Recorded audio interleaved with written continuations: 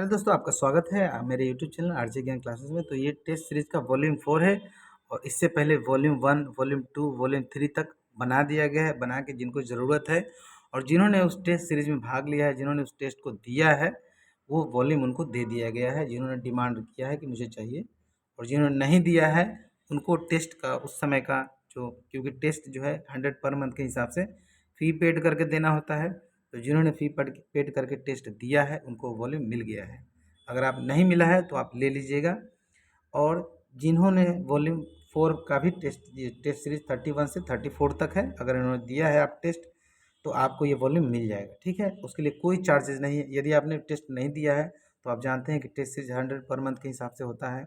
तो किसी से पैसा लेके और किसी को फ्री में ऐसा नहीं करना है। आपको उस टेस्ट फी, उसका जो टेस्ट फी है वो देना होगा। और 10 इसमें क्वेश्चन है। ठीक है, 10 क्वेश्चन कौन कौन से हैं? टेस्ट सीरीज 31 से लेके 40 तक है। अभी तक 66 टेस्ट हो चुके हैं और इस संडे को 67 नंबर का टेस्ट होगा।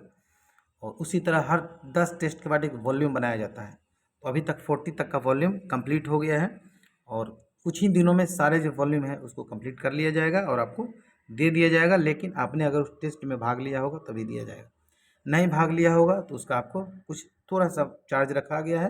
10 क्वेश्चन का एक वॉल्यूम है और 250 चार्ज रखा गया है, बस उतना ही रखा गया है। तो इसमें कहाँ कहाँ से क्वेश्चन ऐड किए गए हैं, कौन कौन से क्वेश्चन ऐड किए गए हैं, ये बता देता हूँ। जो 31 नंबर का टेस्ट सीरीज है वो साउदर्न रेलवे चेन्नई डिवीजन का है, जिसका एग्जाम डेट 25 फरवरी 2022 था। उसके बाद 32 नंबर का जो टेस्ट सीरीज है वो साउथ वेस्टर्न रेलवे का है, मैसूरू डिवीजन का है। एग्जाम डेट इसका 7/11/2021 है। टेस्ट सीरीज नंबर 31 है वो साउथ वेस्टर्न रेलवे का है, मैसूरू डिवीजन का ही है और 4 मार्च 2022 का है। उसी तरह टेस्ट सीरीज 34 है वो मालदा डिवीजन का है। टेस्ट सीरीज जो 35 है वो वेस्ट सेंट्रल रेलवे का है। टेस्ट सीरीज 36 है वेस्ट सेंट्रल रेलवे का ही, भोपाल डिवीजन का ही दोनों है, लेकिन दोनों का एग्जाम डेट अलग अलग है। ठीक है, चलिए ईस्टर्न रेलवे से कोई एक इसमें ऐड किया गया है, जमालपुर वर्कशॉप का, रैंकर कोटा का, और एक जमालपुर वर्कशॉप का जो एलडीसी जनरल होता है उसका रखा गया है। 2 क्वेश्चन इसके हैं। खुर्दा डिवीजन से एक क्वेश्चन है और नॉर्थ ईस्टर्न रेलवे इज्जत नगर से एक क्वेश्चन इसमें ऐड किया गया है। Total 10 question with answer. ठीक है, इस पीडीएफ है। टोटल इसका पेज जो है 97 पेजेस हैं और 97 पेजेस दोनों भाषा में टाइप करना, सबका ऑप्शन बनाना, ठीक है, तो सबका आंसर बनाना कितना मुश्किल है। ठीक है, तो ये टाइपिस्ट से मैं टाइपिस्ट करवाता हूँ, उसको भी पे करता हूँ, आपसे जो पैसे लेता हूँ मैं उनको दे देता हूँ।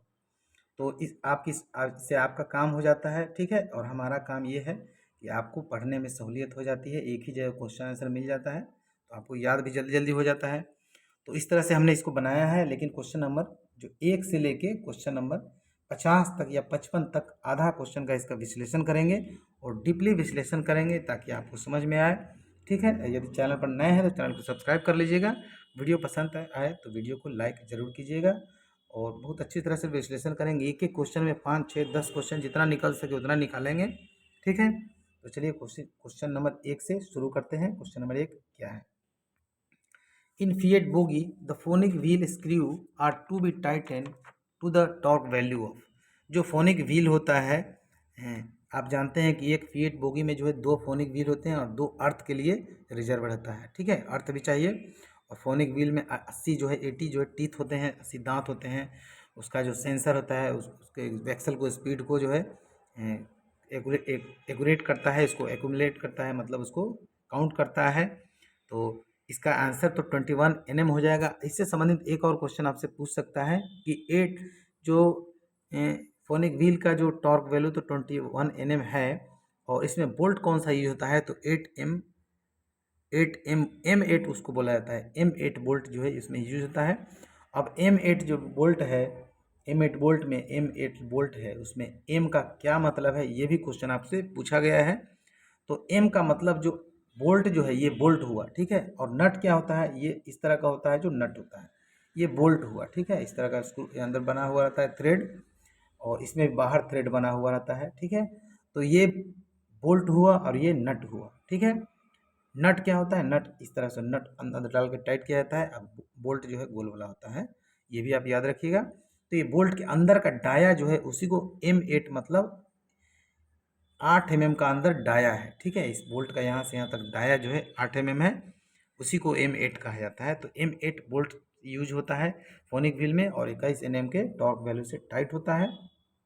चलिए क्वेश्चन नंबर 2 देखिए। क्वेश्चन नंबर 1 का आंसर सी हो गया। क्वेश्चन नंबर 2 देखिए, which of the following parts of fiat bogie does not transmit vertical force. जो फिएट बोगी का जो ये है, कौन सा पार्ट जो है वर्टिकल फोर्स से जो ट्रांसमिट नहीं होता है। तो फिएट बोगी में बहुत सारे पार्ट्स होते हैं, और उसमें वर्टिकल फोर्स होता है, लेटरल फोर्स होता है, लॉन्गिट्यूडिनल फोर्स होता है। तो इन सब के बारे में अभी चर्चा हम करेंगे, और वर्टिकल फोर्स से कौन कौन इफेक्ट होता है ये भी जान लीजिए, क्योंकि एक क्वेश्चन पूछ सकता है तो उससे रिलेटेड और भी क्वेश्चन पूछ सकते हैं। आप पेन और कॉपी लेके अगर बैठे होंगे, लिख लेंगे तो बहुत अच्छी बात है, क्योंकि मैं बोल के निकल जाऊंगा, आप उसको लिख नहीं पाएंगे, नहीं तो वीडियो 2-3 बार आपको देखना पड़ जाएगा। तो जो वर्टिकल फोर्स होता है उसमें कौन कौन से पार्ट्स इफेक्ट होते हैं। वर्टिकल फोर्स फोर्स सबसे पहले बॉडी पर आता है, ठीक है। उसके बाद सेकेंडरी स्प्रिंग पर आता है, फिर बोगी फ्रेम पर आता है, फिर प्राइमरी स्प्रिंग पर आता है, फिर जो बॉल जॉइंट जो कंट्रोल आर्म है उस पर आता है, फिर एक्सल पर आता है। ये वर्टिकल फोर्स है। उसके बाद लेटरल फोर्स जो है वो होता है बॉडी पर होगा, फिर सेकेंडरी स्प्रिंग पर होगा, फिर बोगी फ्रेम पर होगा, फिर जो बॉल जॉइंट कंट्रोल आर्म है उस पर होगा, और लास्ट में एक्सल पर होगा। उसी तरह longitudinal traction effort and braking power जो फोर्स है वो होगा ट्रैक्शन, जो बॉडी ट्रैक्शन सेंटर है, ठीक है। क्योंकि बॉडी ट्रैक्शन सेंटर पर जो है लॉन्गिट्यूडनल जो इफोर्ट या ब्रेकिंग पावर जो फोर्स है वो होता है, इसलिए इसका आंसर ए हो गया है। क्योंकि उसमें तो क्या पूछ रहा था, वर्टिकल फोर्स पूछ रहा था, ठीक है। तो ये जो फोर्स है जो कि लॉन्गिट्यूडनल ट्रैक्शन इफोर्ट है या ब्रेकिंग पावर फोर्स जो है वो पहले बॉडी पर आता है, फिर ट्रैक्शन सेंटर पर आता है, फिर ट्रैक्शन रॉड पर आता है, फिर ट्रैक्शन लीवर पर आता है, फिर बोगी फ्रेम पर आता है, और फिर लास्ट में कंट्रोल आर्म से होते हुए एक्सल पर आता है। तो ये तीनों फोर्स के बारे में आप लिख लेंगे तो अच्छा रहेगा। चलिए क्वेश्चन नंबर 3 की देखिए। क्वेश्चन नंबर 3 क्या बोलता है, number of brake cylinder available in one fiat bogie. इसमें पूछा गया है कि एक फिएट बोगी में कितने ब्रेक सिलेंडर होते हैं। तो एक बोगी में जितने चक्के होंगे उतने ब्रेक सिलेंडर होंगे, याद रखिएगा। एक एक्सल पर दो व्हील डिस्क होंगे, और दो जो है चक्के होंगे, दो ब्रेक सिलेंडर होंगे, एक एक्सल होगा एक व्हील डिस्क पर। उसी तरह इस तरह का सिस्टम दो होता है एक बोगी में, यानी कि दो एक्सल होंगे, चार चक्के होंगे, और चार ब्रेक सिलेंडर होंगे। तो ये सब आपको याद रखना है। और ये भी आपको जो डिस्क ब्रेक है वो एक एक्सल पर एक दो होता है, तो चार डिस्क ब्रेक भी होंगे, ठीक है। दोनों बात याद रखिएगा। चलिए आगे देखते हैं क्वेश्चन नंबर, तो इसका आंसर 3 का जो है डी हो जाएगा। क्वेश्चन नंबर 4 चलते हैं, number of secondary lateral damper available in one fiat bogie. एक फिएट बोगी में जो सेकेंडरी लेटरल डैम्पर हैं, वो लेटरल डैम्पर इस तरह का बोगी होता है।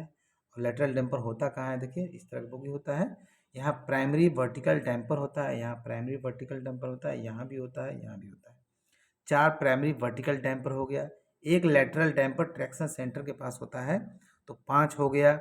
एक ईयर डैम्पर यहाँ हो जाएगा, 6 हो गया। एक ईयर डैम्पर यहाँ हो जाएगा, 7 हो गया। और एक सेकेंडरी वर्टिकल डैम्पर हो गया, 8 हो गया। और एक यहाँ सेकेंडरी वर्टिकल डैम्पर हो गया, 9 हो गया। तो एक बोगी में 9 डैम्पर्स होते हैं। वो डैम्पर्स किस मटेरियल के बने होते हैं ये भी आपको जानना है। वो डैम्पर्स का एक्सपेंडेड साइज़ क्या होता है, या और भी साइज़ क्या होता है वो भी आपको जानना है। तो वो सब हम कई वीडियो में बता चुके हैं, और आपको पीडीएफ मटेरियल भी दिया है जिसको आप पढ़ रहे हैं, तो आप वहाँ से पढ़ लेंगे। बहुत विश्लेषण करने पर वीडियो बहुत बड़ा हो जाएगा और आप बोर हो जाएंगे, ठीक है। तो 4 का हो जाएगा ए। क्वेश्चन नंबर 5 देखिए, name of the device which help in protecting vertical sliding of coupler between engine and power car. Engine और पावर कार के बीच जो स्लाइड होता है वो अप और डाउन जो होता है, ऊपर और नीचे इंजन और पावर कार के बीच जो फोर्स मूवमेंट जो होता है उसी को कम करने के लिए रिस्ट्रिक्टर लगाया जाता है। लेकिन इसमें जो है एच टाइप AAR कपलर अगर फिट नहीं हो तब इसका यूज होता है, ये भी आप जान लीजिए। क्योंकि एच टाइप AAR जो कपलर होता है वो इस तरह का फोर्स को एब्जर्व करता है। लेकिन अगर CBC जनरली CBC खाली प्रोवाइडेड है, ओनली CBC जनरली, तो उसमें इस स्ट्रेक्टर का यूज होता है फर्स्ट व्हीकल में, ठीक है। फर्स्ट व्हीकल में यूज होता है। तो 5 का आंसर हो जाएगा बी, ठीक है। क्वेश्चन नंबर 6 देखिए, आप सभी को जो है छठ पूजा का आज नहा खा है, उसकी बहुत बहुत बधाई। और मैंने भी स्वयं इस बार छठ पहली बार कर रहा हूँ और आज नहाए खाए हैं।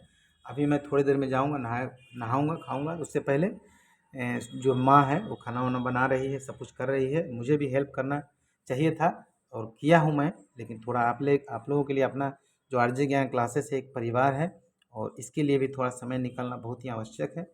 तो मैंने सोचा है कि थोड़ा पहले वीडियो बना दिया जाए, क्योंकि मैं 2-3 दिन बहुत व्यस्त रहूँगा और कल जो है खरना होगा, परसों जो है सांझ वाला अर्घ होगा और उसके बाद पारण होगा परसों। जो हिंदी भाषी क्षेत्र के लोग होंगे वो जानते होंगे इसके बारे में, साउथ इंडियन लोग नहीं जानते होंगे और वो भी जान गए होंगे क्योंकि हमारे बिहार के जो एम्प्लॉय हैं कोने कोने में हैं।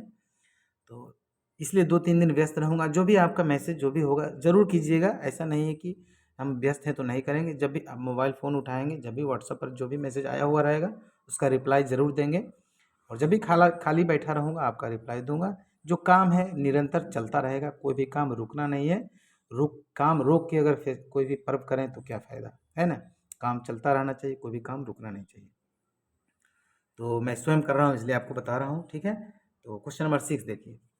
क्वेश्चन नंबर 6 क्या है? क्या ए क्लास क्वेश्चन नंबर 6 क्या है? व्हाट इज द, हाँ, एक ओडीसी के बारे में पूछ रहा है। What is the maximum permissible sectional speed permitted for movement of class C ODC over BG मतलब ब्रॉड गेज सेक्शन पर। उसका सी क्लास ओडीसी का क्या ये होता है, मूवमेंट का जो स्पीड क्या होता है वो पूछ रहा है। तो इसमें ओडीसी के बारे में भी थोड़ा हम लोग जान लेते हैं। ओडीसी 3 प्रकार के होते हैं, ए क्लास, बी क्लास, सी क्लास। ओडीसी का मतलब होता है ओवर डायमेंशन क्लियरेंस। जो गाड़ी लोड होती है, जैसे कि मान लिया कि ये वैगन है, ठीक है, और ये वैगन का ये प्लेटफॉर्म है, इधर भी प्लेटफॉर्म है, ठीक है। गाड़ी पर लोड इतना प्लेटफॉर्म के ऊपर जो है छत भी होता है, प्लेटफॉर्म के ऊपर। तो गाड़ी में लोडिंग इतना ज़्यादा ना हो जाए कि इसका छत से जो है इसका जो है टच हो जाए, क्योंकि अगर ऐसा टच होगा या तो छत टूटेगा या माल जो है जो भी लोड है वो डैमेज होगा या कुछ भी और हो सकता है, एक्सीडेंट भी हो सकता है। तो ऐसी स्थिति से बचने के लिए एक नियम बनाया गया है जिसको कि ओडीसी कहा जाता है, जिसको कि ओवर डायमेंशन क्लियरेंस होता है, ठीक है। इसमें ए क्लास होता है, बी क्लास होता है, सी क्लास होता है। ए क्लास का जो स्पीड होता है वो सैंक्शनल स्पीड उसको कहा जाता है, ठीक है। सैंक्शनल स्पीड उसका होता है, उसमें स्पीड का कुछ नहीं दिया गया है। बी क्लास का ओडीसी, कहीं कहीं आपको ए क्लास का ओडीसी में आपको सैंक्शनल स्पीड ऑप्शन में नहीं रहेगा, बगैर जानकारी के ऐसा क्वेश्चन पूछा जाता है, ठीक है।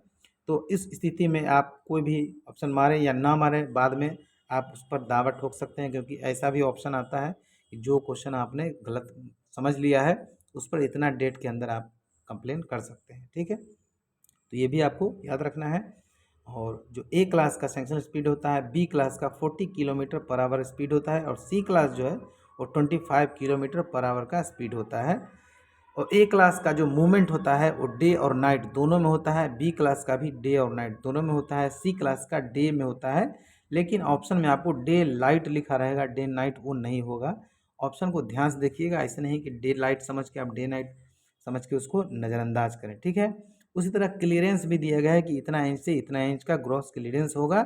तो ए क्लास जो ओडीसी है उसको 9 इंच प्लस का ग्रॉस क्लियरेंस होता है। ये सेंटीमीटर में भी आपसे पूछ सकता है और एमएम में भी पूछ सकता है। इसका आप एमएम सेंटीमीटर निकाल के आप अपने रख लेंगे, कॉपी में लिख लेंगे, याद कर लेंगे, क्योंकि क्वेश्चन जब आपको पूछेगा तो आप उस समय आपके पास टाइम या कैलकुलेटर नहीं होगा।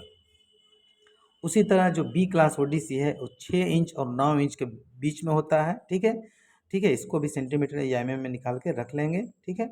उसके बाद सी क्लास जो ओडीसी है उसका 6 inch but not less than 4 inch, ठीक है। तो इस तरह का इसका क्लियरेंस होता है। तो आपने जान गया होगा कि सी ओडीसी क्या होता है, ठीक है। ये भी इसका पूछ सकता है कि इसका जो है सैंक्शनिंग अथॉरिटी कौन होता है, तो इसका हमने कई वीडियो में बताया है, आप उसमें जाके देख लीजिएगा, वीडियो बहुत बड़ा हो जाता है बहुत सारा विश्लेषण करने से। क्वेश्चन नंबर 7 देख लीजिए। जो नए हैं हमसे जुड़ना चाहते हैं, ठीक है, तो ऊपर मोबाइल नंबर, इसी वीडियो के स्टार्ट में मोबाइल नंबर दिया हुआ है, उस पर कॉन्टेक्ट करें। और कैसे जुड़ेंगे क्या करेंगे लास्ट में हम बताएंगे। क्वेश्चन नंबर 7 क्या है? Bolt is the specification M8 1.0 into 20 in this 8 indicate which of the following. इस तरह का वोल्ट का साइज दिया गया है, इसमें 8 क्या इंडिकेट करता है, यही पूछ रहा है। इसमें 8 इंडिकेट करता है नॉमिनल डायमीटर, ठीक है। हमने अभी तुरंत क्वेश्चन नंबर 1 में बताया था कि जो 8 होता है होल डायमीटर, जो होल का अंदर का डायमीटर बताता है कि इतना डाया का ये जो है बोल्ट है, ठीक है। चलिए क्वेश्चन नंबर 8 देखिए। क्वेश्चन नंबर 8 क्या है, ए होल ऑफ डायमीटर 9 प्लस 0.00, ठीक है। ये एक होल है जिसका डायमीटर इतना है, ठीक है। और अच्छा, कॉरस्पॉन्डिंग शाफ्ट का डायमीटर इतना दिया हुआ है, 9 से ज़्यादा है। ये जान लीजिए कि ये 9 है और ये 9 से ज़्यादा है। तो आपको ये बताना है कि किस प्रकार का ये फिट है। तो फिट जो है, फिट टॉलरेंस, ये सभी आपको पढ़ना है। तो फिट 3 प्रकार के होते हैं। फिट क्या है, फिट्स के बारे में तुरंत हम आपको 2 मिनट में क्लियर कर देंगे सब कुछ। फिट 3 प्रकार के होते हैं, एक होता है इंटरफेरेंस फिट, एक होता है ट्रांजिशन फिट और एक होता है क्लियरेंस फिट। तो इंटरफेरेंस फिट जो होता है वो टाइट फिट होता है, और जो एक्सल फिटिंग होता है हमारे रेलवे में, वो इंटरफेरेंस फिट होता है, टाइट फिट होता है। और इससे संबंधित क्वेश्चन भी आया हुआ है कि जो एक्सल का फिटिंग जो है वो कौन सा फिट होता है। तो इंटरफेरेंस फिट होता है और इंटरफेरेंस फिट टाइट फिट होता है, क्योंकि लूज अगर एक्सल फिट करेंगे तो गाड़ी का एक्सीडेंट हो सकता है, कुछ भी हो सकता है, ठीक है। उसी तरह ट्रांजिशन फिट होता है, क्लियरेंस फिट होता है। क्लियरेंस फिट क्या होता है कि क्लियरेंस फिट में कुछ क्लियरेंस रखा जाता है, जैसे कि ये होल हो गया और ये शाफ्ट हो गया, ठीक है। ये होल इस शाफ्ट में जाएगा, तो ये शाफ्ट का जो डायमीटर होगा ये होल के डायमीटर से थोड़ा कम होगा, ठीक है। इसमें कुछ क्लियरेंस दिया जाएगा, जैसे कि आपने क्वेश्चन बहुत सारा पढ़ा होगा कि ए क्लियरेंस, बी क्लियरेंस, सी क्लियरेंस, प्लस माइनस होता है ना। वही इसका हो गया कि प्लस, जैसे ये होल हो गया, इसका हम रखेंगे डाया जो है 10 प्लस माइनस 1 रखेंगे, यानी कि इसमें +1 या -1 हो सकता है। और शाफ्ट का रखेंगे 10, ठीक है। तो इसमें अगर +-1 यानी कि 11 mm का ये होल होगा, ठीक है। या और 9 mm का होगा, 9 और 11 के बीच होगा, 10.5 भी हो सकता है। तो इसमें जो शाफ्ट जाएगा वो 10 mm का जाएगा या 0.25 mm का, इसमें +-1 का क्लियरेंस होगा, तो थोड़ा लूज होगा। तो उस तरह का क्लियरेंस फिट कहता है, ठीक है। तो आपको ये जानना है कि ये जो फिट है क्या है, इंटरफेरेंस फिट है, टाइट फिट है, और इसका आंसर सी हो जाएगा। क्वेश्चन नंबर 9 क्या है, 12 inch is approximately equal to, 12 inch किसके बराबर है, 12 इंच जो है 30 सेंटीमीटर के बराबर है। और अप्रोक्सीमेटली पूछा है, मतलब फिक्स नहीं पूछा है। फिक्स पूछता तो 30.48 हो जाता है, लेकिन आपको अप्रोक्सीमेटली पूछा है तो ए होता है 30। इसलिए आपको ये भी याद रखना है कि एक जो इंच होता है उसमें कितना mm होता है, उसमें कितना सेंटीमीटर होता है, ठीक है। 1 मीटर में कितने इंच हो जाएंगे, एक कितने इंच आ जाएंगे, इस सब के से संबंधित छोटे छोटे क्वेश्चन जो हैं वो आपको कॉपी में ऐसे ही जनरली आपको कहीं साइड में लिख लेना है, उसको याद कर लेना है, क्योंकि इससे संबंधित क्वेश्चन आ जाते हैं। क्वेश्चन नंबर 10 देख लीजिए, विच of the following is not an operating system, कौन जो है ऑपरेटिंग सिस्टम नहीं है। तो ऑपरेटिंग सिस्टम कौन नहीं है, ऑपरेटिंग सिस्टम जो है विंडो ऑपरेटिंग सिस्टम है। MAC OS का मतलब ही ऑपरेटिंग सिस्टम है, इसको इसमें कहा गया है, ठीक है। तो ये तो हुआ नहीं, इसको एप्पल द्वारा जो है डेवलप किया गया है, ये भी ऑपरेटिंग सिस्टम ही है। सी में क्या है, बी में है लिनक्स, वो भी ऑपरेटिंग सिस्टम ही है। डी में क्या है, पाइथन, पाइथन क्या है, एक प्रोग्रामिंग कोर्स है, ये ऑपरेटिंग सिस्टम नहीं है। इसका आंसर डी हो जाएगा। कंप्यूटर से संबंधित भी थोड़े थोड़े प्रश्न आ जाते हैं, तो उसको भी आप लेके चलेंगे। चलिए question number 11, ISO 14001 certification is for certifying, ये ISO से संबंधित है क्वेश्चन। ISO 14000 क्या है, ये इन्वायरमेंटल मैनेजमेंट से संबंधित है। उसी तरह ISO 9001 जो है क्वालिटी मैनेजमेंट सिस्टम से संबंधित है। आपको उन सब ISO ही याद करना है जो रेलवे से रिलेटेड है, और रेलवे से रिलेटेड जो भी ISO आपको नज़र में आए उसको कहीं लिख लीजिए, उसको याद कर लीजिए, ठीक है, क्योंकि उससे क्वेश्चन आ जाएंगे।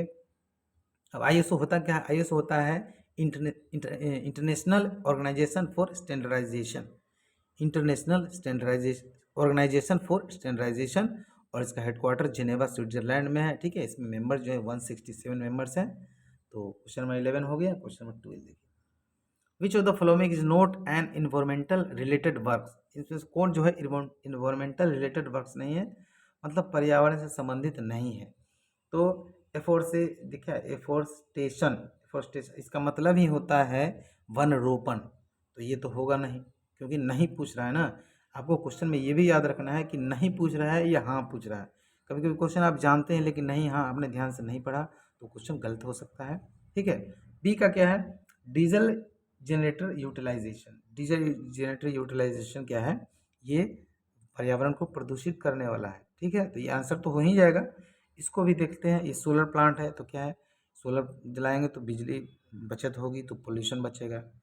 कंपोजिटिंग प्लांट जो है कंपोस्ट खाद, जो जिससे कि उगाया बनाया जाता है कृमि खाद, तो उससे भी कोई जो पर्यावरण को सुरक्षा मिलेगा। तो इसका आंसर बी हो जाएगा। ठीक है, चलिए क्वेश्चन नंबर 13 देखते हैं। Codal life of electronic in motion wave bridge. जो electronic in motion wave bridge है, इसका शॉर्ट फॉर्म, फुल फॉर्म तो दे दिया, इसका शॉर्ट फॉर्म होता है EIMWB। EIMWB, और इसका 8 ईयर्स कोडल लाइफ होता है, और इससे संबंधित भी क्वेश्चन आ जाते हैं। ठीक है, तो इसका आंसर हो जाएगा ए। क्वेश्चन नंबर 14 देखिए। विच is the primary unit of booking for expenditure non stock procurement. देखिए नॉन स्टॉक जो है उसको खरीदारी के लिए जो है प्राइमरी यूनिट पूछ रहा है, PU। ठीक है, तो PU बहुत सारे हैं, लगभग 90 प्लस हैं, तो उसको आप सबको याद नहीं कर सकते हैं, लेकिन जो मेन मेन है उसको हमने आपके लिए रखा है और उसको अलग से कलेक्ट किया है, जो कि आपको मैं इस पर बोलूँगा, और आप चाहें तो लिख सकते हैं, और अगर आपको ऐसे ही याद हो जाता है तो बहुत अच्छी बात है। मेरे हिसाब से तो आपको लिख लेना चाहिए। देखिए जो नॉन स्टॉप प्रोक्योरमेंट जो है उसको खरीदारी के लिए जो बुकिंग है वो 28 है। ठीक है, 28 बी हो जाएगा इसका। उसके बाद 01, ठीक है, 01 जो है PU, 01 जो है वो सैलरीज एंड वेजेस से संबंधित है। 02 जो है डियरनेस अलाउंस, जिसको कि आप DA बोलते हैं, और जो जनवरी और जुलाई में आपको लगती है उससे संबंधित है। जो 03 है वो प्रोडक्टिविटी लिंक बोनस जो है उससे संबंधित है। 04 जो है वो HRA से संबंधित है, यानी हाउस रेंट अलाउंस से संबंधित है। 12 है, 12, ठीक है, PU नंबर 12 वो NDA मतलब नेट ड्यूटी अलाउंस से संबंधित है। 16 है, 16 भी इम्पोर्टेंट है, क्या है? ट्रेवलिंग अलाउंस से संबंधित है। 20 है, 20 PU नंबर है लीव इन कैशमेंट जो है, जो कि 10 दिन का लीव आप बेचते हैं। ठीक है, उसका उससे संबंधित है। तो टोटल जो है बहुत सारे हैं, लेकिन हमने कुछ कुछ कलेक्ट किया है जिसको कि आपको याद करना चाहिए। चलिए क्वेश्चन नंबर एक जो आता है, अच्छा चलिए आगे क्वेश्चन में आएगा तो फिर एक बार बता देंगे आपको। क्वेश्चन नंबर 15 देखिए। Which of the following is a personal protective equipment. जो है स्वयं व्यक्तिगत या स्वयं का सुरक्षा उपकरण, इसमें क्या है? टॉर्क रिंच है, तो स्वयं का सुरक्षा उपकरण थोड़ी है, तो टॉर्च से टाइट करने वाला है। ठीक है, टॉर्क रिंच है। उसके बाद हैमर है, हैमर जो है वो एक इंस्ट्रूमेंट है। चीजिल जो है जिसको छेनी कहा जाता है, वो भी एक इंस्ट्रूमेंट है, लेकिन गूगल्स जो है वो स्वयं को सुरक्षा देता है। अगर वेल्डिंग में आप काम करते हैं या फिटिंग में भी हैं तो आपके आँख में कुछ पड़ जाए इसके लिए बचाने के लिए है, तो डी इसका आंसर हो जाएगा। क्वेश्चन नंबर डी, इसका आंसर डी हो जाएगा क्वेश्चन नंबर 15 का। क्वेश्चन नंबर 16 चलिए। PL number in store item consist of how many digits. PL number 8 number का होता है, PL नंबर 8 नंबर का होता है। ठीक है, अब देखिए PL नंबर के बारे में थोड़ा सा जान लेते हैं, जब आ गया है तो। इसमें क्या है, 8 नंबर होते हैं। तो इसमें भी जैसे कि वैगन में हमने बताया था कि फर्स्ट 2 डिजिट होगा तो क्या होगा, सेकंड 2 डिजिट का क्या मतलब होता है, उसी तरह 8 नंबर में 7 नंबर तक का अर्थ है, क्योंकि 8वां तो चेक डिजिट होता है। तो फर्स्ट 2 डिजिट जो होता है PL नंबर का, मेन ग्रुप का होता है, मेन ग्रुप, याद रखिएगा, फर्स्ट 2 डिजिट मेन ग्रुप का होता है। उसके बाद जो थर्ड एंड फोर्थ डिजिट जो होता है, थर्ड एंड फोर्थ डिजिट उस सब ग्रुप का बताता है, सब ग्रुप। ठीक है, उसके बाद क्या है, fifth, sixth and seventh 3 digit जो है वो क्या बताता है, सीरियल नंबर बताता है। 7 हो गया, और 8वां जो डिजिट होता है वो चेक डिजिट होता है। तो यदि कोई आपको PL नंबर दिया गया है और चेक डिजिट निकालना है तो कैसे निकालेंगे, ऐसे हम आपको बताते हैं। जैसे मान लिया कोई PL नंबर है, 2 है, 5 है, 1 है, 6 है, 1 है, 0 है, 4 है, लेकिन ये कितना है, 2 4 6 7 हो गया। 8वां क्या है आपको निकालना है। ठीक है, 8वां कैसे निकालेंगे, पहले क्या करना है इसमें, पहले इसको जो है इसमें लिखना है एक अंक जो इसको है इसको छोड़ के यहाँ लिखना है 2, ठीक है, यहाँ 3, यहाँ लिखना है 4, यहाँ 5, यहाँ 6, यहाँ 7, यहाँ 8, ठीक है, ऐसे लिखना है। फिर क्या करना है, दोनों को गुणा करना है, इन दोनों को मल्टीपल करना है। 8 में 2 से गुणा करेंगे तो 16 हो जाएगा, ठीक है। 7 में 5 से सबको जोड़ते जाना है, 35 हो जाएगा, ठीक है। उसके बाद 6 में 1 से गुणा करेंगे तो 6 हो जाएगा। उसके बाद जो है 5 में 6 से गुणा करेंगे तो 30 हो जाएगा, ठीक है। उसके बाद 4 में 1 से गुणा करेंगे तो 4 हो जाएगा। उसके बाद देखिए 2 में 4 से गुणा करेंगे तो 8 हो जाएगा। ध्यान रखिएगा, जगह कम है लेकिन आप समझ रहे होंगे, मुझे ऐसा कॉपी पर भी करके आप कर सकते हैं।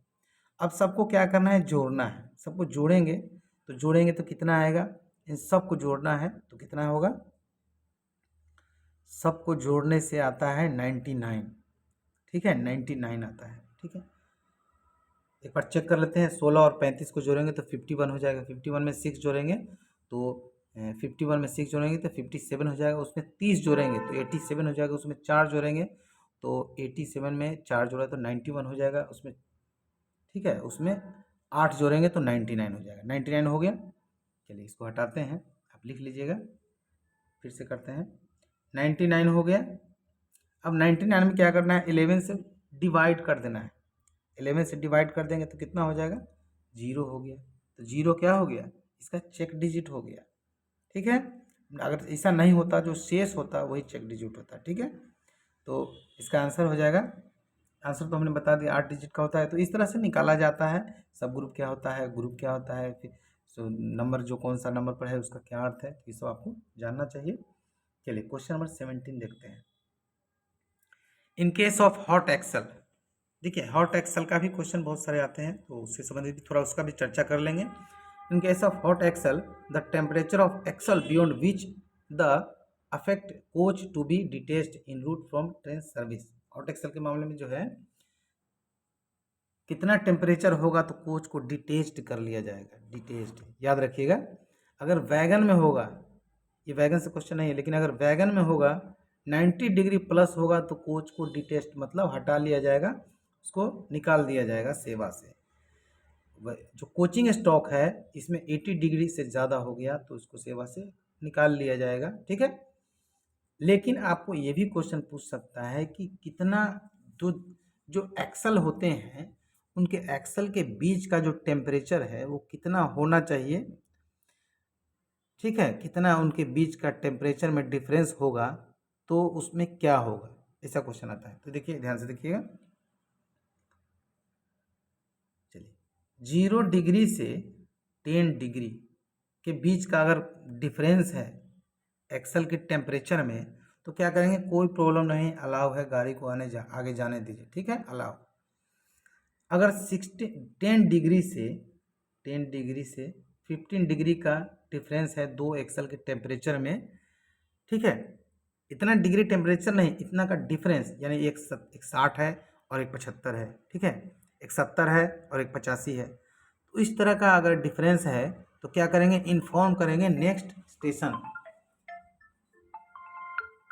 कॉल है, एक मिनट। तो 10 से 15 डिग्री की होगा तो क्या करेंगे, inform next station CNW point को इन्फॉर्म करेंगे। 16 से 20 डिग्री का अगर होगा डिफरेंस तो क्या करेंगे, स्कॉटिंग मतलब इसके साथ स्कॉटिंग कोई जाएगा गाड़ी के साथ ये आगे स्टेशन तक, नेक्स्ट CNW पॉइंट तक, ठीक है। उसके बाद 20 डिग्री से ज़्यादा का डिफरेंस हो गया तो गाड़ी को डिटेच कर लिया जाएगा, ठीक है, याद करिए, डिटेच मतलब सेवा से हटा दिया जाएगा, उस गाड़ी जो है उसको निकाल दिया जाएगा, ठीक है। तो इतने सारे क्वेश्चन आपको याद रखना है। क्वेश्चन नंबर 18 देखिए, इन FDFS of power car in LHV coach which gas is use for suppression by water mist. अच्छा, आग को जो बुझाने के लिए जो यूज किया जाता है, ठीक है, मतलब फायर जो बुझाने के लिए यूज किया जाता है उसमें कौन सी गैस को शामिल किया जाता है, तो इसमें नाइट्रोजन होता है, ठीक है। ये वाटर के साथ इसको यूज किया जाता है। इसका प्रेशर, इससे प्रेशर बनता है कि ज़्यादा कम वाटर में ज़्यादा दूर तक का जो है आग बुझाया जा सकता है इससे। वो ये जो फायर एक्सटिंगाइजर है वो इससे संबंधित क्वेश्चन नहीं है, वो दूसरा है, ठीक है। तो इसका आंसर बी हो जाएगा। क्वेश्चन नंबर 19 देखिए, the limit of permissible maximum flat surface of wheel tread on broad gauge ICF coaches. जो आईसीएफ कोचेज जो हैं, यानी कि कोचिंग स्टॉक जो है, उसमें फ्लैट सरफेस की जो लिमिट होती है वो 50 mm होती है, लेकिन वैगन में 60 mm होती है, दोनों याद रखिएगा। चलिए क्वेश्चन नंबर 20 देखते हैं। विच of the following is not non destructive testing method. Non destructive testing मतलब कि जो हमारा जो जिस पर टेस्ट कर रहे हैं, जो हमारा इंस्ट्रूमेंट है या जो पार्ट्स है, वो डैमेज नहीं हो, डिस्ट्रक्ट नहीं हो, नॉन डिस्ट्रक्टिव टेस्ट होता है। तो कौन सा नहीं है वो पूछ रहा है।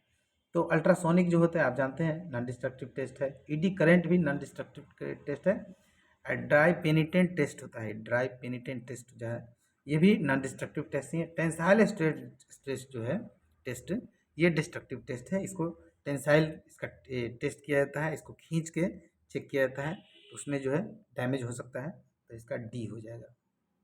क्वेश्चन नंबर 21 देखिए, identify the type of wagon BWTP। BWTP जो है वो वेल वैगन है।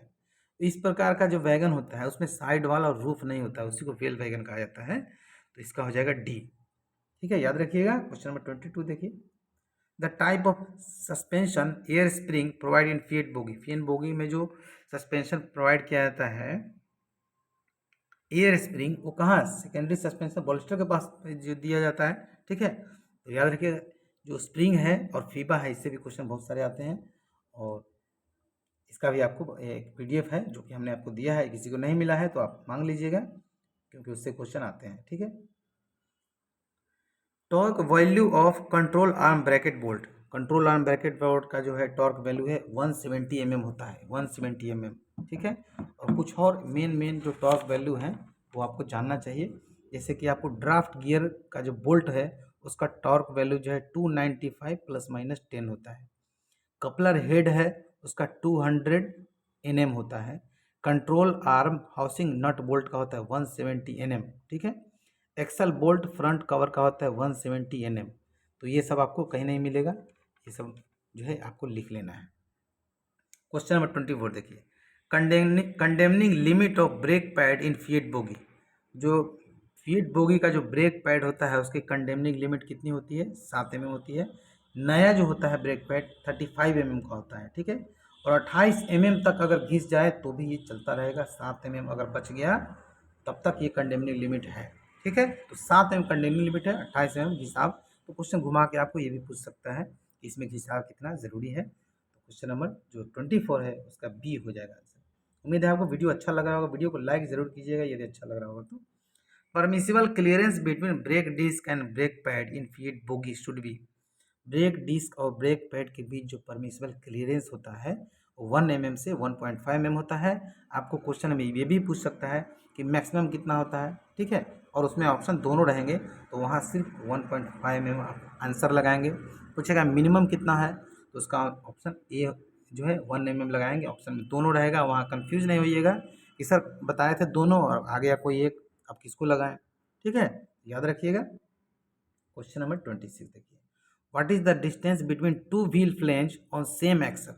सेम एक्सल के बीच जो डिस्टेंस होता है, मतलब व्हील फ्लेंज का, वो कितना होता है, तो वो हो जाए 1600 + 2 - 1, यानी कि 1599 से लेके, ठीक है, 1600 तक चलेगा। ये ICF से है, ILHB का अलग है, ध्यान रखिएगा, ILHB का अलग है। कितना है आपको मटेरियल दिया गया है, आप जरूर पढ़ते होंगे और उम्मीद है कि आप जान गए होंगे, ठीक है।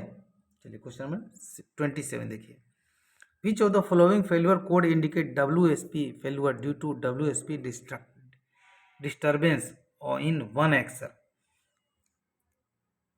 अच्छा, जो फेल्यूर है उसके बारे में पूछ रहा है, फेल्यूर के बारे में, और इसका आंसर जो है 73 हो जाएगा, 73 विफलता को इंगित करता है, ठीक है। Which of the failure code WSP failure due to WSP disturbance in 1 axle. अच्छा 1 एक्सल है तो इसका कोड जो है 73 है, ठीक है। चलिए क्वेश्चन नंबर 28 देखिए, maximum wheel diameter of fiat bogie. Fiat bogie का जो मैक्सिमम व्हील डायमीटर होता है वो कितना होता है? तो 915 होता है। और जो कंडेमनिंग है वो 855 होता है, लेकिन कहीं कहीं आपको 855 ऑप्शन में नहीं मिलेगा, तो वहाँ 845 लगा दीजिएगा, ठीक है। अभी इसका चेंज हुआ है, पहले 845 ही था, ठीक है, लेकिन इसका कोई ऑफिशियल लेटर नहीं है। लेकिन बहुत सारे डिवीज़न जो है खुद ही जो आंसर जारी करता है किसी एग्ज़ाम का, तो मैं उसका अध्ययन करता रहता हूँ और उन्होंने आंसर ये बताया है, तो हमें क्या करना है, उसके अकॉर्डिंग अपना आंसर सही होना चाहिए। किसी भी तरह एग्ज़ाम में पास होना चाहिए। उसके बाद 1 साल की जब ट्रेनिंग होगी तो उसमें खूब हम सीख लेंगे, ठीक है। चलिए, question number 29, which of the following riding index has better reading comfort. मतलब जितना अच्छा, जितना कम राइडिंग इंडेक्स होगा उतना ज़्यादा कंफर्ट होगा, तो सबसे कम तो यही है 2.72, इसका आंसर हो जाएगा ए। क्वेश्चन नंबर 30 देखिए, which chemical is use for disinfection of bio toilet discharge. अच्छा, कौन सा केमिकल जो है बायो टॉयलेट डिसइंफेक्शन करता है, मतलब को पानी को शुद्ध करता है, तो वो क्लोरीन होता है, एक टैबलेट होता है, ठीक है। और आपको क्लोरीन का टैबलेट का वजन पूछेगा तो उसका 200 ग्राम वजन होता है। उसका डाया 78 mm का होता है। और उसका कॉस्ट भी पूछेगा तो 180 अप्रॉक्स, 180 रुपीज़ अप्रॉक्स होता है। उसी तरह KMNO4 जो होता है टैबलेट होता है, उसका वेट 170 mm से लेके 180 mm होता है। उसका वेट जो है 170 से 180 ग्राम तक होता है। कॉस्ट उसका 110 होता है, ठीक है। इसका जो क्लोरीन वाले का 200 ग्राम होता है, डाया 78 mm होता है। तो याद रखिएगा। क्वेश्चन नंबर 31 देखिए, power supply required for dump valve operation is. Dump valve के ऑपरेशन के लिए पावर सप्लाई जो है 24 वोल्ट चाहिए डंप वाल्व को, लेकिन एक्चुअली जो रेलवे में पूरा सप्लाई 110 DC का होता है, ठीक है। तो आपको 110 DC नहीं, 24 वोल्ट DC इसका आंसर लगाना है, ठीक है। क्वेश्चन नंबर 31 का सी हो जाएगा। चाहिए इसको 110 ही, लेकिन इसका जो यूज है वो 24 वोल्ट DC पर चलता है, ठीक है। जैसे आप घर में जो आपका जो LED जो बहुत सारे लाइट्स आ गए हैं, 9 वाट का होता है, लेकिन आपको घर में 230 जो है ना वोल्ट यूज होता है। तो कैसे अरेंज करता है, तो ये इतना इसको चाहिए, इसको मिले कितना भी चलेगा, कितना भी नहीं, इसका भी एक रेंज है, ज़्यादा दीजिएगा तो फ्यूज़ हो जाएंगे। तो आपको याद रखना है 24 वोल्ट। क्वेश्चन नंबर 32 देखिए, supply of air for air spring in is through. जो एयर स्प्रिंग में सप्लाई जो है, तो सप्लाई मैक्सिमम जहाँ भी होता है सब में फीड पाइप से ही होता है, ठीक है। BP तो कंट्रोल रिजर्वायर और BP के जो प्रेशर का मेजरमेंट को जो है DV सेंस करती है, इसलिए BP का प्रेशर डाउन करता है, इसका यही यूज है, ठीक है। ब्रेक सिस्टम में क्या होता है, BP का प्रेशर जब डाउन होता है तो कंट्रोल रिजर्वायर का प्रेशर 5 kg होता है, BP का 5 kg होता है। जैसे ही BP का प्रेशर डाउन होता है, जो DV है उसको सेंस कर लेती है दोनों के बीच का डिफरेंस को, और ब्रेक जो फीड पाइप है के थ्रू जो एयर जो आता है उसका कनेक्शन ब्रेक सिलेंडर से करा देती है। ब्रेक सिलेंडर जो है उसका पिस्टन बाहर निकलता है प्रेशर से और ब्रेक लग जाती है, ठीक है। यही सिस्टम है। क्वेश्चन नंबर 33 देखिए, इन case of air spring burst the speed restriction imposed each. जो जो एयर स्प्रिंग का जो वो है बर्स्ट हो जाएगा, मतलब फट जाएगा या खराब हो जाएगा, तो उस समय 60 किलोमीटर के स्पीड से ही गाड़ी चलानी है, ऐसा रेस्ट्रिक्शन है, ठीक है। चलिए, क्वेश्चन नंबर क्या हो गया, 33 हो गया। क्वेश्चन नंबर 34 देखिए, SS3 schedule of LHB coach is done in every. जो SS1 होता है वो 1.5 साल, SS2 3 साल और SS3 6 साल, ठीक है। तीनों याद रखिएगा, 6 साल में 72 महीने होते हैं, तो इसका आंसर सी हो जाएगा। किलोमीटर के हिसाब से भी आपको पूछ सकता है, जो कि हमने आपको बताया हुआ है और बहुत सारे वीडियो में बताया है, ठीक है। The air gap between speed sensor and phonic wheel is फेवली सिस्टम। जो एयर गैप जो होता है 0.9 से 1.4 mm होता है, इसका बी हो जाएगा। चलिए, क्वेश्चन नंबर 36 देखिए, duplex valve permitted air flow in either direction when differential pressure between the air spring is more. मतलब कि जो एक फिएट बोगी है और इसमें 2 एयर स्प्रिंग लगा हुआ होता है, डुप्लेक्स वॉल्व भी होता है, ठीक है। तो क्या होता है कि जैसे ही इन दोनों के बीच का प्रेशर जो है 1.5 kg के डिफरेंस, इतना इतना डिफरेंस अगर आ गया दोनों के प्रेशर में, 1.5 kg का अगर जैसे ही डिफरेंस होगा तो इन दोनों का कनेक्शन आपस में हो जाता है और आपस में दोनों संतुलित हो जाते हैं। तो गाड़ी क्या है, इस तरफ डाउन नहीं होता है या इस तरफ डाउन नहीं होता है, गाड़ी जो है पैरेलल जो है समानांतर पैरेलल रहता है। तो इसका आंसर हो जाएगा 1.5 kg बी। चलिए क्वेश्चन नंबर 36 देखिए, 37। The design height of air spring should be, air spring का जो डिज़ाइन हाइट होता है वो होता है 292 प्लस -5 प्लस 0 यानी कि 287। ठीक है, नहीं हाँ, 287 से लेकर 292 इतना होता है। ठीक है, चलिए क्वेश्चन नंबर 38 देखते हैं। Number of dump valve in one LHB coach, एक LHB कोच में हर एक्सल पर एक डंप वॉल्व होता है। तो एक LHB में 4 एक्सल होते हैं तो 4 डंप वॉल्व हो जाएगा। क्वेश्चन नंबर 39 देखिए, क्वेश्चन नंबर 38 हो गया। अच्छा, इससे इससे संबंधित एक और क्वेश्चन पूछ सकता है क्वेश्चन 38 में कि जो हॉरिजेंटल स्विंग होता है, ये हॉरिजेंटल स्विंग जो होता है, जो ये तो इससे संबंधित क्वेश्चन नहीं है, इसको छोड़ देते हैं। चलिए क्वेश्चन नंबर 39 देखिए, इससे संबंधित है, इसमें बताएंगे उसको। The horizontal and vertical gathering range of H type coupler, horizontal और वर्टिकल गैदरिंग रेंज जो होता है इस टाइप कपलर का, वो हॉरिजेंटल होता है 110 mm और वर्टिकल होता है 90 mm। ठीक है, 90 mm।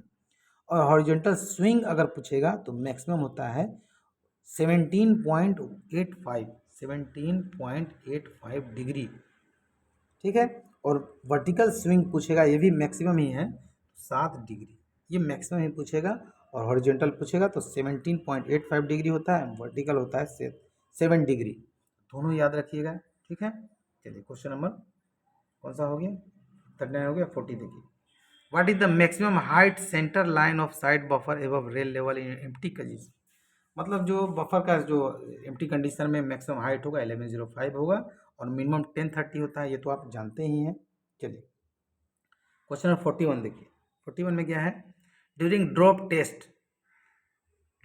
Test the rack maximum pressure drop permitted in BPFP, जो ड्रॉप टेस्ट करेंगे उसमें BP और FP का जो प्रेशर ड्रॉप का मैक्सिमम कितना होगा, 0.2 और 0.2 दोनों का सेम ही होगा। इतना प्रेस अगर लीकेज है तो काम चलेगा। ठीक है, याद रखिएगा। क्वेश्चन नंबर 42 देखिए, the supporting device of CBC consist, the supporting device of CBC, बुलाहट हो रहा है जी, जो CBC होते हैं, the supporting device of CBC consist, जो CBC का जो सपोर्टिंग डिवाइस होता है उसमें स्प्रिंग 4 होते हैं। ठीक है, 4। ये क्वेश्चन नंबर 43 देखिए, in wheeled value of impact load factor beyond which is the considered as critical alarm, एक क्रिटिकल अलार्म जो है उससे संबंधित क्वेश्चन है 4.5 होता है। ठीक है, और ये क्वेश्चन और एक डिवीजन में आने वाला है और जो आपका टेस्ट होगा संडे को उसमें भी ये क्वेश्चन आएगा, तो याद रखिएगा। तो 43 का हो जाएगा डी, 43 का क्या हो जाएगा, डी हो जाएगा। और WILD का फुल फॉर्म क्या होता है, व्हील इम्पैक्ट लोड डिटेक्टर। ठीक है, व्हील इम्पैक्ट लोड डिटेक्टर। चलिए 44 चलते हैं, similar work in an eligibility criteria of a contract has to be defined by, जो कॉन्ट्रैक्ट का जो ये होता है क्राइटेरिया होता है, ये सब डिफाइन होता है PCME के द्वारा किया जाता है इसका।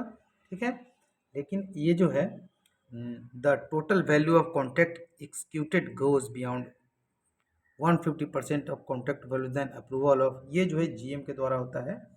तो ये कॉन्ट्रैक्ट से रिलेटेड क्वेश्चन है क्योंकि रेलवे में बहुत सारे काम कॉन्ट्रैक्ट पर भी होते हैं। और क्वेश्चन नंबर 46 देखिए, 46 क्या बोलता है, contractual payment to outsource work like OBHS coach cleaning is booked under PU, कौन सा PU में, प्राइमरी यूनिट में होता है, तो इसका जो PU होता है 32, याद रखिएगा 32 कॉन्ट्रेक्चुअल पेमेंट इसका अर्थ होता है। क्वेश्चन नंबर 47, GEM यानी जनरल एग्रीमेंट जो है ना मार्केट से संबंधित है, GEM is question number 47, GEM is a portal design for the purpose of, क्या है, procurement for goods and service से संबंधित है, ये बी हो जाएगा इसका आंसर बी। क्वेश्चन नंबर 48 देखिए, condemning limit of BLC wheel set, जो बीएलसी का व्हील सेट होता है वो 780 होता है और नया वाला जो है 840 होता है। क्वेश्चन नंबर 49 देखिए, in place of empty load box which device is use in BLC wagon. BLC wagon में जो एम्प्टी लोड बॉक्स होता है उसके जगह पर क्या यूज करते हैं? एम्प्टी लोड सेंसिंग डिवाइस होता है, ठीक है, याद रखिएगा, एम्प्टी लोड बॉक्स की जगह पर इसमें लोड सेंसिंग डिवाइस होता है। चलिए आगे देखते हैं, codal life of tank wagon. जो टैंक वैगन होता है उसका कोडल लाइफ क्या होता है? टैंक वैगन का कोडल लाइफ क्या होगा? तो टैंक वैगन का एक्चुअली 40 होता है, लेकिन 45 ऑप्शन में दिया है तो इसको हम ले लेंगे बी। उसके बाद क्वेश्चन नंबर 51 देखिए, what is the condemning wheel diameter of casnub bogie is in mm. जो कैसनव बोगी होता है उसका व्हील डायमीटर होता है 906 mm होता है, ठीक है, नया 1000 mm होता है। इसका क्वेश्चन नंबर 52 देखिए, what is the nominal thickness of EM pad. जो है नॉमिनल 46 होता है, कंडेमनिंग 42 होता है और सॉफ्ट टिश्यू साइज जो है 43.5 होता है, ठीक है। क्वेश्चन नंबर 53 देखिए, nominal free height of inner spring of casnub 22 HS bogie. जो कैसनव 22 HS बोगी होगा उसका, और इनर जो बोगी होगा उसका 243 होगा, 243 याद रखिएगा, 243, और आउटर जो होगा 260 होगा, और स्नबर जो होगा 293 होगा, तीनों याद रखिएगा, ठीक है। चलिए क्वेश्चन नंबर 54 चलते हैं, condemning dimension of friction shoes wedge block. Friction shoes wedge block का जो कंडेमनिंग डायमेंशन होता है वो 54 होता है, ठीक है। न्यू पूछेगा तो 61 mm, ठीक है, ये भी याद रखिएगा। क्वेश्चन नंबर 55 देखिए, in air brake in two in rack after intensive examination of BPC है से एस इसमें ज़्यादा आ गया है, ठीक है, remain valid up to destination point, मतलब जहाँ से लोडिंग और अनलोडिंग के बीच का जो होता है वही उसका वैलिडिटी होता है बीपीसी का इन टू इन रैक में, याद रखिएगा।